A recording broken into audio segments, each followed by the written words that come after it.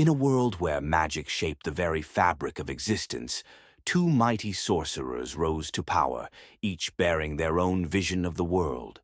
For centuries, their names echoed through history as legends and warnings: Magnus the White and Kale the Black. Magnus, the White Sorcerer, was a beacon of hope. His magic, drawn from the essence of light, was used to heal lands, bring prosperity to kingdoms, and protect the innocent.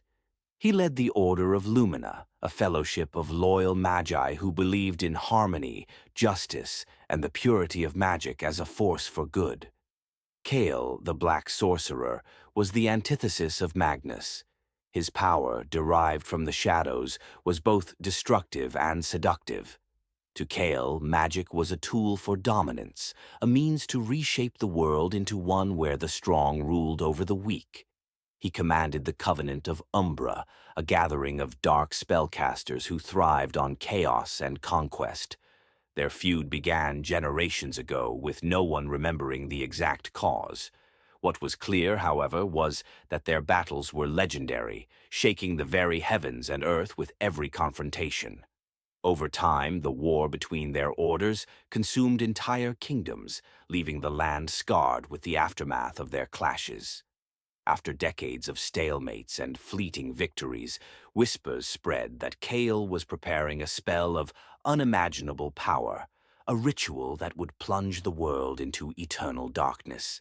His ambition was to become the supreme sorcerer, a being above mortality, wielding both life and death.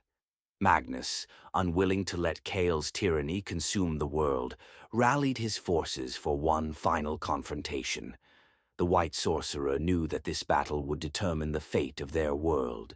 Magnus and his magi assembled in the Vale of Eterna, a sacred land untouched by time, where light and shadow danced eternally in balance. Kale's covenant arrived soon after, their ominous chants filling the air as they prepared for war. As the two armies faced each other, Magnus stepped forward, his staff glowing with a light so pure it seemed to push back the darkness itself. Opposite him, Kyle emerged, cloaked in shadows, his зрения его горят злобой и решимостью. And then, as if the universe itself held its breath, the two ancient rivals exchanged words for the last time. Magnus spoke first, his voice calm yet resolute.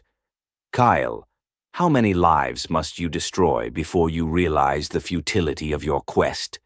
Power is not meant to enslave, it is meant to uplift and protect.